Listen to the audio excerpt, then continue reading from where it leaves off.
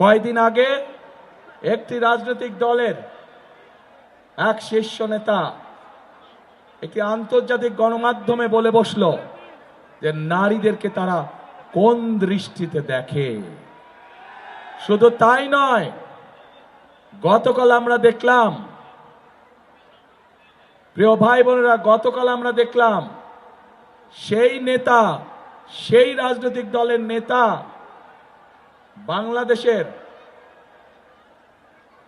যে নারীরা, যে মায়েরা কর্মজীবী, সংসার চালানোর জন্য, সংসারকে ধরে রাখার জন্য, সংসারকে সুখে শান্তিতে রাখার জন্য যে লক্ষ কোটি মা বোনেরা বিভিন্ন জায়গায় কর্মসংস্থানে নিযুক্ত আছে, কর্মজীবী মায়েরা বোনেরা, তাদেরকে কি ভাষা ব্যবহার করে কথা বলেছে। প্রিয় ভাই বোনেরা, আমাদের প্রিয় নবী করিম সাল্লাল্লাহু আলাইহি ওয়াসাল্লাম, তার স্ত্রী বিবি খাদিজা, উনিও একজন কর্মজীবী মহিলা ছিলেন, উনিও ব্যবসা করতেন। প্রিয় ভাই বোনেরা,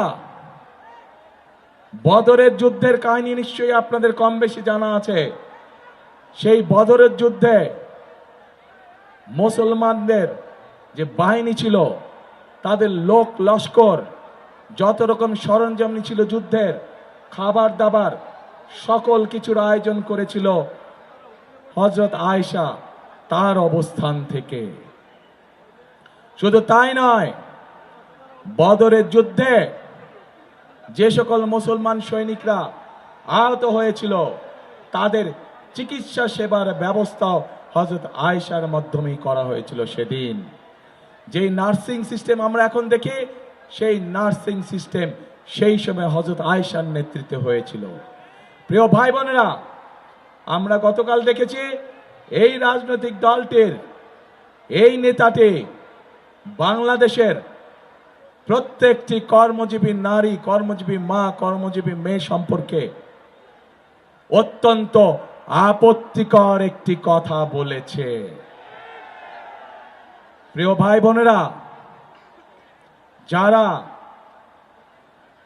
নিজেদের দেশের মানুষকে এইভাবে আপত্তিকর বিশ্লেষণ করে, তাদের কাছ থেকে কি বাংলাদেশের জনগণ ভালো কিছু আশা করতে পারে? তাদের কাছ থেকে ভালো কিছু আশা করা সম্ভব নয়। শুধু তাই নয়, প্রিয় ভাই বোনেরা, এই আপত্তিকর কথা বলার পরে যখন তারা দেখল বাংলাদেশের সকল মানুষ তীব্র প্রতিক্রিয়া প্রদর্শন করেছে, তখন তারা বলল যে তাদের অ্যাকাউন্ট বলে হ্যাক হয়ে গিয়েছিল। কিন্তু আমরা দেখেছি বিশেষজ্ঞরা বলছে এইটা সম্পূর্ণ মিথ্যে কথা, অ্যাকাউন্ট হ্যাক হতে পারে না। কারণ সেই বক্তব্য দেবার পরেও তারা আরো অনেক বক্তব্য দিয়েছে, অ্যাকাউন্ট হ্যাক হয়নি। অর্থাৎ কি দাঁড়ালো যে তারা সমগ্র জাতির সামনে জ্যান্ত ভাবে নিজেদেরকে রক্ষা করার জন্য মিথ্যে কথা বলছে। যারা জনগণের সামনে প্রকাশ্যে মিথ্যে কথা বলতে পারে, তারা আর যাই হোক জনগণের বন্ধু হতে পারে না। প্রিয় ভাইরা, প্রিয় বোনেরা, আমার প্রশ্ন, তাদের দলেও তো তাদের নারী কর্মী আছে বলে শুনেছি, তাদের নারী কর্মীরাও তো ঘর থেকে বের হয়ে তাদের দলের কাজে যায়। তাহলে আমরা কি এখন প্রশ্ন করতে পারি না তাদের নারী কর্মীদের কাছে যে আপনাদের দলের নেতা দেখুন আপনাদের সম্পর্কে কি নোংরা চিন্তা করে? প্রিয় ভাই বোনেরা, বিএনপি সবসময় বিশ্বাস করে দেশের যদি উন্নয়ন করতে হয়, দেশকে যদি এগিয়ে নিয়ে যেতে হয়, তাহলে নারী পুরুষ ভেদাভেদ রাখলে চলবে না। আজকে যেই গার্মেন্ট শিল্প নিয়ে সারা পৃথিবীতে বাংলাদেশের মানুষ গর্ব করে, এই গার্মেন্ট শিল্প কারা চালাচ্ছে? এই গার্মেন্ট শিল্প তো বাংলাদেশের নারীরা চালাচ্ছে।